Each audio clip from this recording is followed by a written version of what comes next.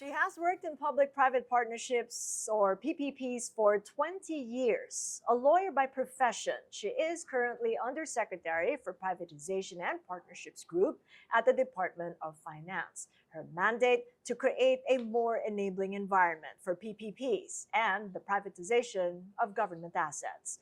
With us now on Thought Leaders, please welcome Finance Undersecretary Cathy Fong. Good to have you with us, Yusek Fong. Thank you so much for joining us. Thank you so much for inviting me. So you're marking your second year in public office. It's coming up to July 1st. Yes. It's quite Well, time flies, doesn't it? I'm Congratulations. Thank you. I'm officially appointed July 29th. Yeah, or June 29th. So how's it going so far for 2 years? Nearly 2 years of public service. It's very challenging. Working for the government, especially in an oversight agency like DOF, is very challenging because we get to see a lot of the issues, and of course, revenue raising is always a challenge. It really is, and it matters to an economy that is faced with ballooning deficits. So that's front and center of what you do in a both non-tax way and in a I think I wouldn't taxation sort of revenue generation. Yeah, but I wouldn't say I don't think it's accurate to say we have ballooning deficit because you have to look at it. Why not? Um, well, okay.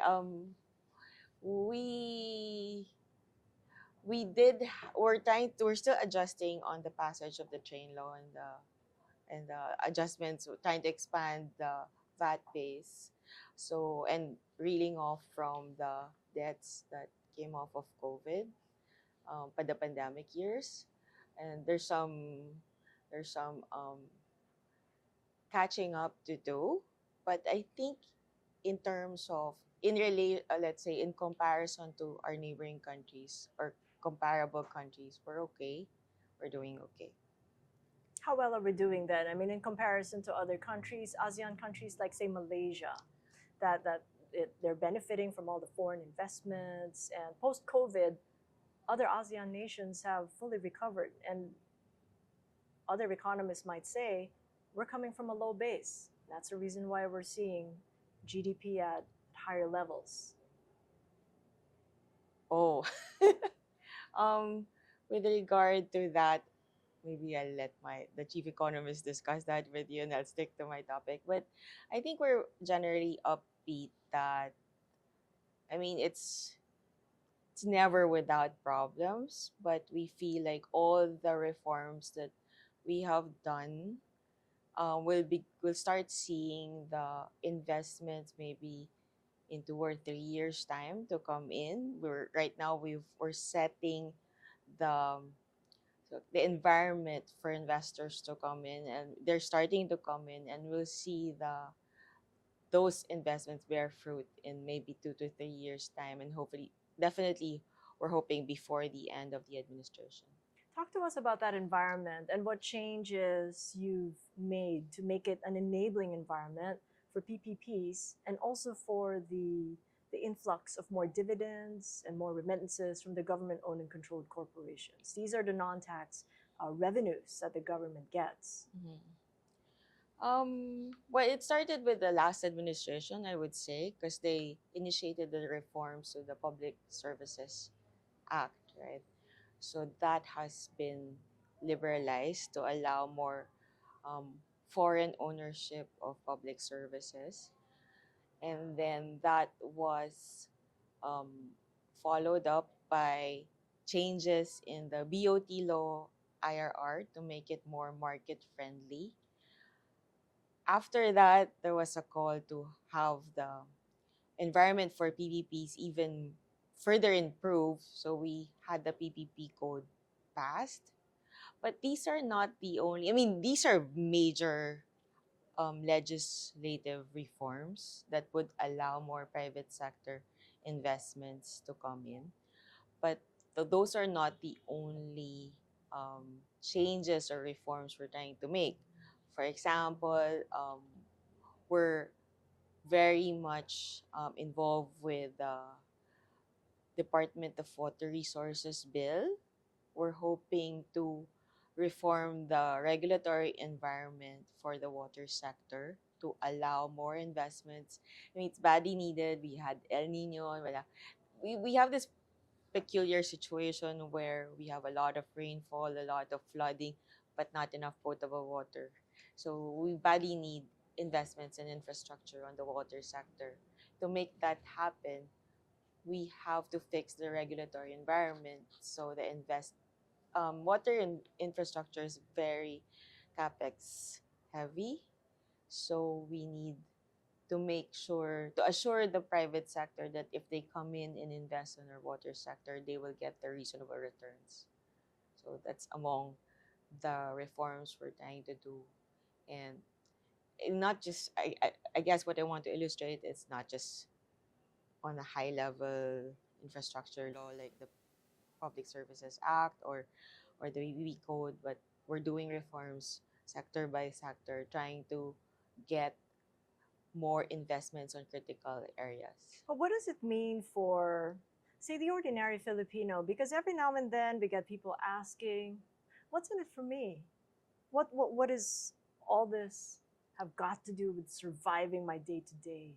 Or even at best, maybe cutting poverty incidence?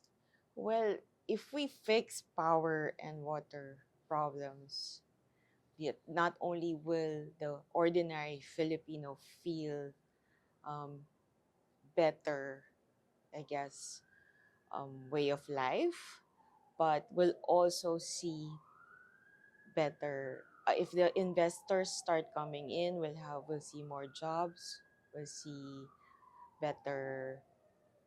If more investments come in, we'll have better infrastructure. Hopefully, less traffic. I mean, they will feel it. Ultimately, we want them to feel it in the quality of living in the country. Exactly. I mean, traffic jams on any given day. It doesn't have to Yes. be Christmas. And we're seeing Yes. queues in the train Yes. terminals. Yes. And it's been an endless, sticky problem, even as we're seeing leadership change. In your department, for instance, two financial secretaries in a span of under 2 years, Yes. from Ben Diokno to Ralph Recto at the start of this year. Yes. How's that transition coming along? Um, there has been no major shift in policy anyway. Both secretaries are focused on creating an enabling environment for more investments to come in. So that has not changed. Both secretaries maintain the policy that to continue disposing of non-performing government assets. Um, so the directive, to me at least, with regard to my job, has been the same.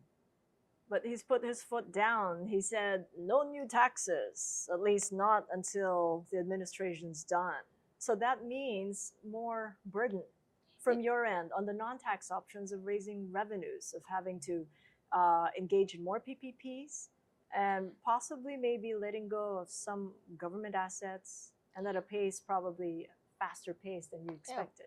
A statement like that isn't really so different from, like, let's say, compared to the previous secretary, because raising taxes is also anti-business or I mean, since our major goal is to attract more businesses, you have to always weigh what's the effect of more taxation, right? And it's also not different. I mean, I think both secretaries are consistent in we need to make the tax collection more efficient.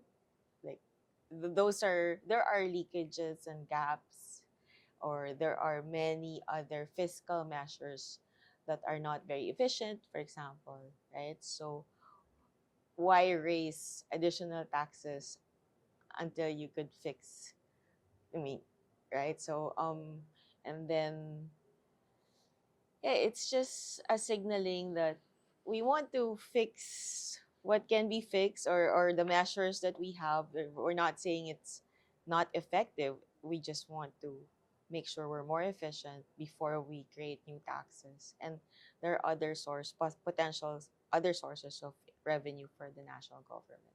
But the additional tax that could have come through would have been taxing junk foods and sweetened beverages, which would have earned government perhaps north of maybe 80 billion pesos. So just to put a metric on it, if for instance, because we can't get 80 billion because there will be no new taxes for the rest of the president's term, are you able then to get that back or gain that from the non-taxation revenues that your department, that your office takes care of? I can't really speak for how secretary was and what he was thinking of when he made that statement, but definitely taxation is not just for raising revenues, right? You use taxation as a measure also for regulation. um we're not saying we're not going to do that in the future, or that we might not do it forever, but it's just at least temporarily for now. No new taxes. um do we get it, that potential revenue, do we get it somewhere else? For sure, we have to fill in the gaps. We have to find other sources of revenue And find that enabling environment, which you have done in the first 100 days. Your office actually had passed amendments in the implementing rules and regulations of the Build, Operate, Transfer law, which provided more clarity and a clear path for all the PPPs. So how did you get that across in 100 days in such a short time?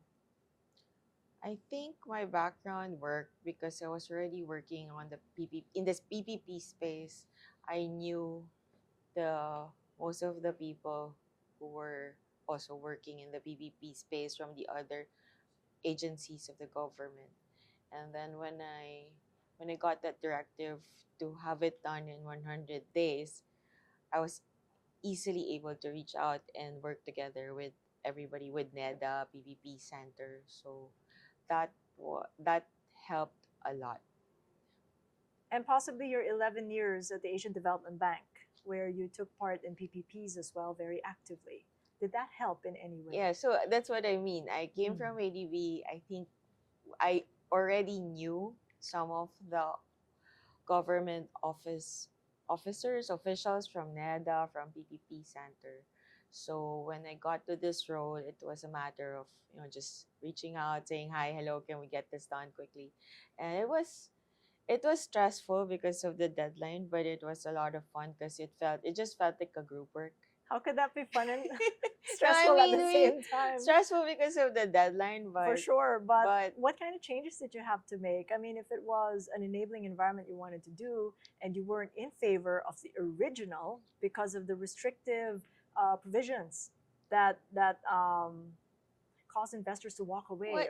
or even think twice about making a bid for a government asset. I think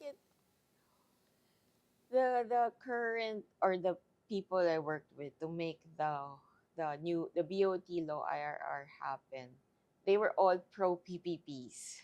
So that was the easy part, that we didn't have to argue too much.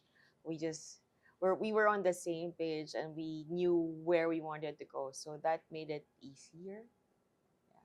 And then 9 months later, did I get that correct? You had 4 ICC approved PPP projects in 9 months after the revised IRR was rolled out.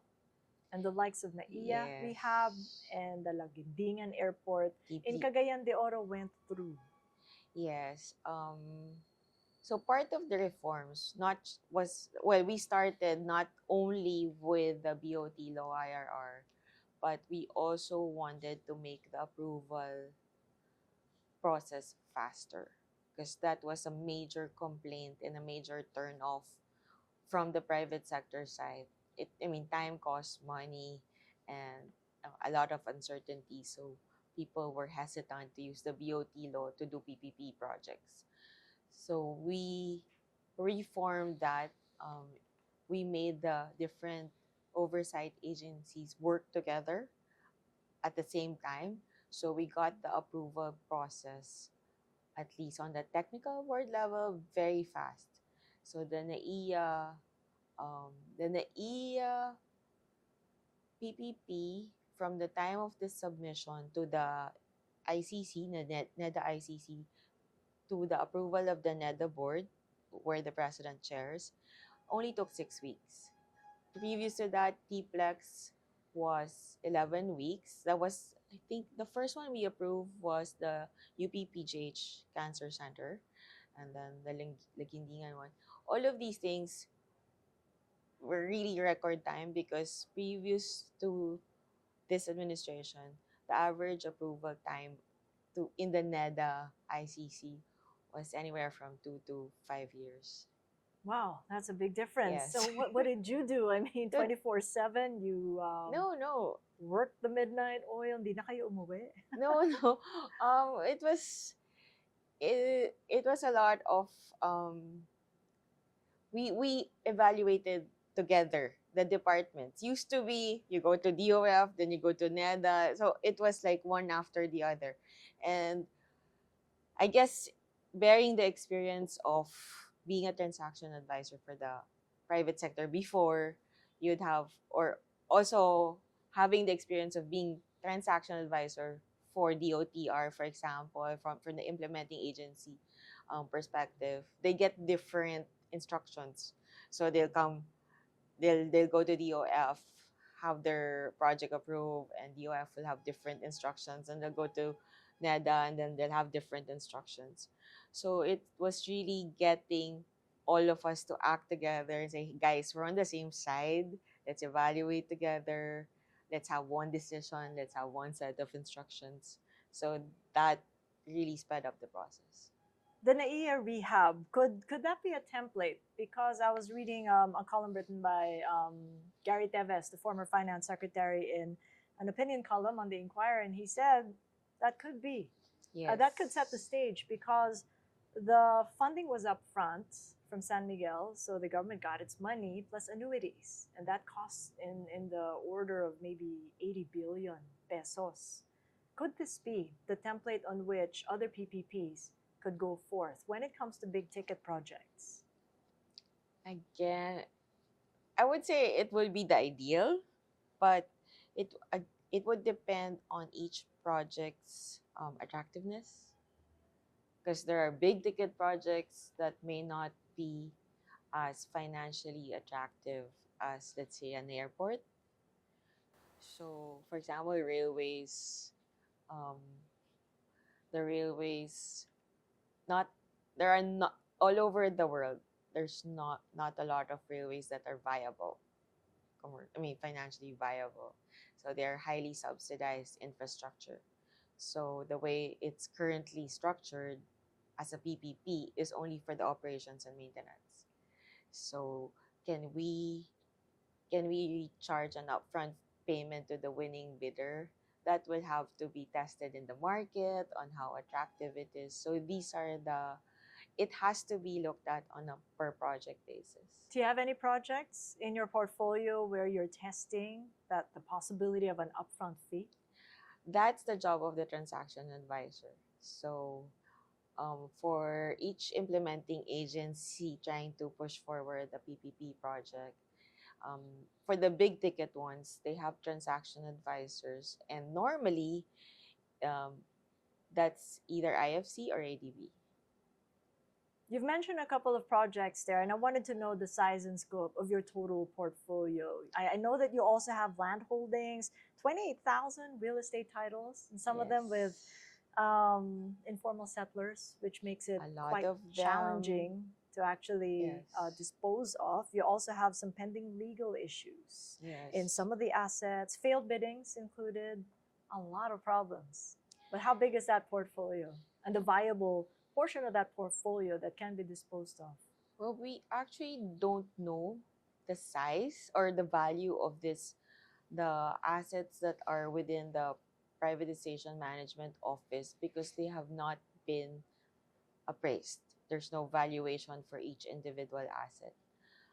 We Under the current guidelines, we need two independent appraisals to set a baseline figure before auctioning the asset. So it's a very straightforward, very transparent process. Get two independent appraisals, then auction it. Um, it's challenging because not a lot of these assets remaining with PMO are attractive for investors. So some of the big ticket, The privatization management office. yes, I mean, there are very few attractive assets. A lot of the 28,000 are tiny, small land, small tight foreclosed GFIs, for example, foreclosed government.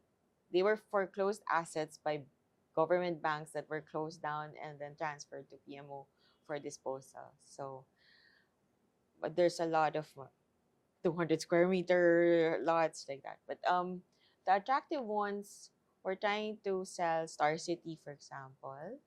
Um, there's the Mylong in Makati. We have, we still have some other real estate assets like Elorde. Um, we have those things. And we have mining rights, which we are trying to sell off as soon as possible, in part to help fund this year's budget. Because that could be big. 4 assets hoping to be sold, but 3 of which are encountering issues, as I understand, because they still have some legal issues. Yeah, they still have pending litigation, but we're also looking at selling it as is where is. So maybe the private sector can handle the litigation better. Um, we have one that's ready for auction, the Basay Mines, but we we don't have the budget for actual drilling, so we don't know the actual value of the mines.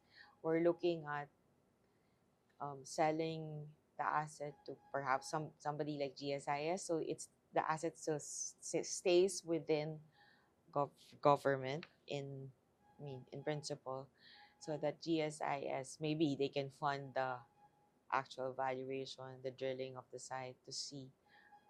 I mean, if there's an upside to the mining right, it goes to GSIS, so it still goes to the people. But then I go back to the transparency issue on the valuation, the appraising. It's taken a long time. And again, investors get turned off because it takes such a long time. How can we get that transparency, especially when we're talking about the mining assets? Well, From we're appraisal to valuation, and make sure that when the bidding goes on, it does not fail. I don't know. We're trying to be as transparent as possible. We're not hiding. I mean, the requirement is two independent appraisals. So we just procure the appraisals. Actually, the one of them usually is a land bank or DBP. The other one is a commercial appraiser, and then we set the base price for that, and we auction it. It's pretty straightforward for real estate properties. For mining, the mining right, it's because we need to drill to find out the quality and the quantity of the minerals that are left there, to know the real value of the mine, but which we can't afford or we don't have the budget for at the moment. So yeah, there's nothing we're hiding from the public. It's just I guess one important thing to share also is, as part of this effort to be more efficient in disposing these assets, we're trying to there we're moving to amend the guidelines for disposition so that private sector can actually make sort of an offer, and that we expect that to be reflective of the market already. I mean, somebody making an offer, I'll buy this from you at this price, and then we can get just one other independent appraisal, and then kind of like open it up for challengers, and then if not, then so because there's so many out there that are like idle government properties. So we'd like to open them up to the private sector or to anyone. Like if you're just a normal person and you see a piece of land that maybe you want to build a home there, maybe it's just 200, 300 square meters, you can make an offer and write a PMO and perhaps want if you want to buy that. So we're not hiding anything. Everything is transparent. But then the plan to enable the interest for investors to come forward also aligns with the president's earlier directive identifying the rationalization of the mining fiscal regime. So, from your point of view, what sort of a clear-cut law will we need to ensure that there is that transparency that investors are hoping they would get if they do bid for a mining Oh. asset? So in our case, we're just selling the mining right outright. So on the fiscal regime, on the fiscal side, regulatory side of the um, mining sector, that's really with the FPMG, we call it the Fiscal Policy Monitoring Group. So they're working on that. On our side, we're left holding these rights that government doesn't operate anyway. So we just want to dispose them. What about in terms of transparency when we talk about conflicts of interest and beneficial ownership? In other countries like in Europe, they would be required to disclose their beneficial owners. And that's something of a movement that's also coming through in the UK. But here in the Philippines, how close are we to getting to that? To be able to know who the beneficial owners are of those who'd want to make a bid for a government asset, may it be mining, may it not be in mining and any other industry, just to make sure there's no conflict of interest. Okay, I think first we identify which are the sectors or the projects that are of national security interest. Which are? We don't have that yet. Not yet. Not yet. So there's a new body, relatively new, the Interagency Investment Promotions Coordinating Council, IIPCC. DTI heads that committee, and within that committee, we're supposed to come up with the guidelines for which are the sectors. It's interagency. We work with NSA as part of the group. National Security Agency. Yeah. Um, they're supposed to assist in creating that list or list of geographical areas, list of sectors, could be a list of specific industries which are of national security interest. And then that's when you will require an applicant who will enter or somebody who will enter that area for business to declare beneficial ownership. Because it seems so timely and appropriate now that we're talking about national security risks Yes. when it comes to maybe China. Yes. And alongside that, the proliferation and continued proliferation of POGOs, the Philippine Yes. online gaming operators. Yes. So, is there a timeline for creating this guideline for national security risks? The that might come up? guidelines, the draft are already there, the procedure at least. What is not yet there is the actual list of which the national security areas. So we don't have yet. We need that from DND, National Security Agency, or Would you consider it something of a priority? Because if a foreign investor, say, expresses interest in investing in the country, it's got to know everything. Because then you get the complaint, the oft repeated complaint of changing the rules in the middle of the game. yes, And we want to avoid that. That's true. We want to avoid that. It is a priority. So there's some urgency in drafting the guidelines, and the thing is, we want to get it right as well. We know it's going to be politically sensitive. Depends. Sometimes it's just the way it's worded. Somebody might take offense, or some LGU might complain. Did you put my LGU there? So it's all right. So yeah, it's a balance of how to. We're working on. It's a work in progress, but. Would you have maybe a best case, sort of an example that you're trying to reference to? Maybe an ASEAN neighbor that has a national security guideline on which it bases its foreign investors?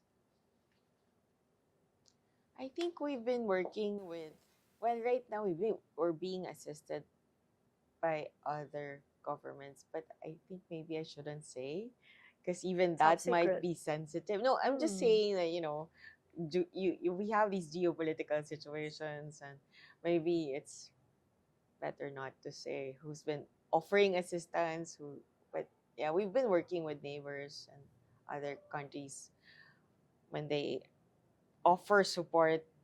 That, yeah, we listen. So Can imagine it's a lot of politics, yes, but that's just one side. It's yeah, just foreign investors yeah, because when you consider the whole pie, that also includes the domestic, yes, local business groups, yes, oligarchs, if you yes, will. That's another political game, yes, maybe field, minefield, if I may say. yes.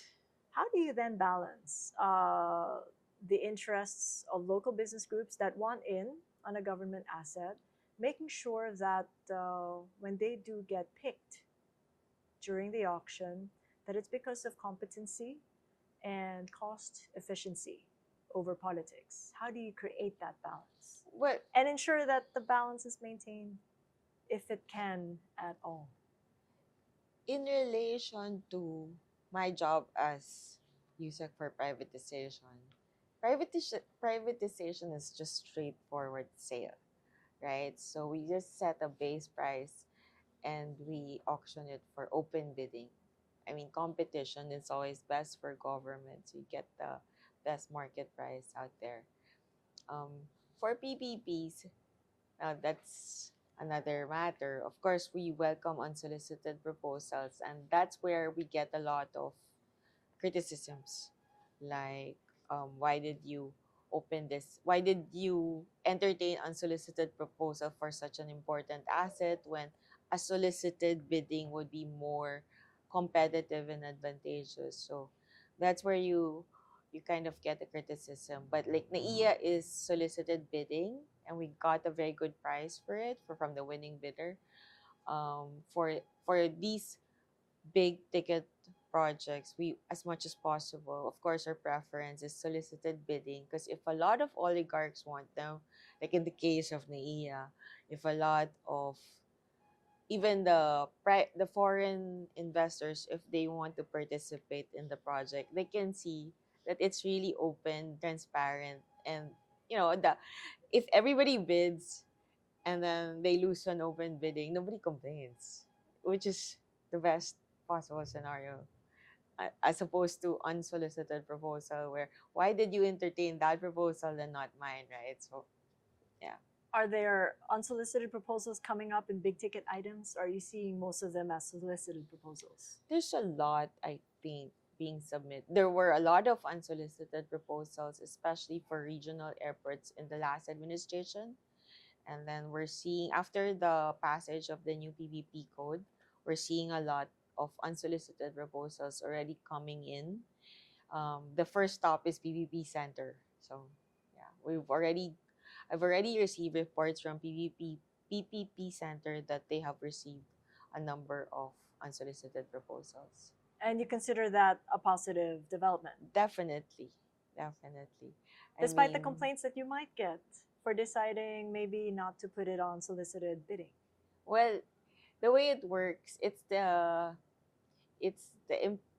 agency, the separate implementing agencies that decide whether to entertain or whether to do a solicited bidding or accept an unsolicited proposal. It's not really DOF. So what we just wanted to see was, there's a quality, there's a better quality of PPP proposals coming in that will be beneficial for the country.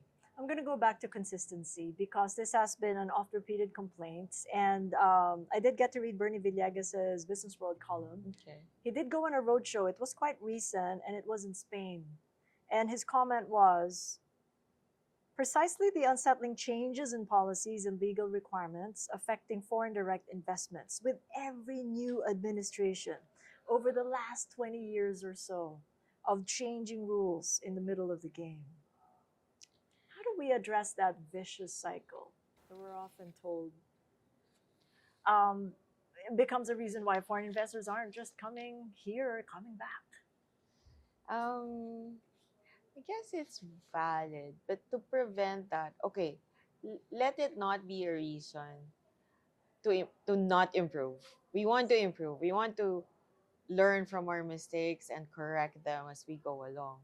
What we don't want to do is step on vested interest. Like if somebody already has a business, you don't change the game to suddenly make him suffer that he'll have to close down, right? So that those are the things we have to watch out for. But of course, I would say that we want to improve for the better. We want to be able to change rules to make it better, not to make it worse for businessmen and investors. So I think more than promising them that the rules won't keep changing, it's rather to promise investors that we we want to help them and we want to make an environment better but fair for both government and the private sector. What would you do at the Department of Finance to enable that kind of environment? What else do we need to do? So right now, I think the way I'm seeing the rest of our department function, we do listen to the private sector, and then we do advocate for the changes that they need, which we believe are valid and sound and fair for the government. So where we think it makes sense, we do help them. If there needs to be a change in law, we help advocate for it. If it needs just a, let's say, a new guidelines, a new directive, we are quick to make those changes. So it's really a continuous dialogue with the private sector, with the market on what reforms are needed to be done. In terms of the domestic investor, it's level playing field. That's the oft repeated complaint or at least challenge to the Mhm. government to create that level playing field, and in particular, addressing right of way issues, which has really been a big problem when it comes to the payment. Payments for right of way issues when constructing PPPs that get in the way of people's property. What have we done to enable an environment that would be um, conducive to people accepting payments for the disruptions we cause because of PPPs? Okay. Right of way acquisition is definitely one of our problems. It causes project delays. It's one of the hindrances for private sector to come in. But there's a new technical working group formed, especially for railway acquisition of right of way. I think they're proposing another group to help solve right of way issues in general. Funding is one problem. Sometimes the funds granted in the GAA is short of what is needed to, General Appropriations Act. yes, to actually pay for the right of way that is needed for a project. So there's a shortage right there. And then sometimes before you get the additional funds to complete your right of way acquisition, the price of the land you need to acquire already went up. So there's a kind of a catch up happening. And then there are other issues like sometimes they can't find the owners of the land that you need. Sometimes the owners have passed away and you cannot find the heir. So there are other, aside from funding problems, there are a lot of issues concerned with regard to right of way acquisition. But yeah, there's an effort to solve it if the North South Commuter Railway, which is the PNR line, that that one has the right of way challenges. Also, perhaps alert. I mean, there are other railway projects. There's the MRT4, which is in the east to west from Taytay going west. Yeah. There are a lot of other planned railway projects and road projects, tollway projects. So those are the ones with issues. The president delivers his State of the Nation address on July 22nd. Mhm. if there was one, or maybe two things that you'd want him to say that would make your job easier in the privatization office of the Department of Finance, what would it be?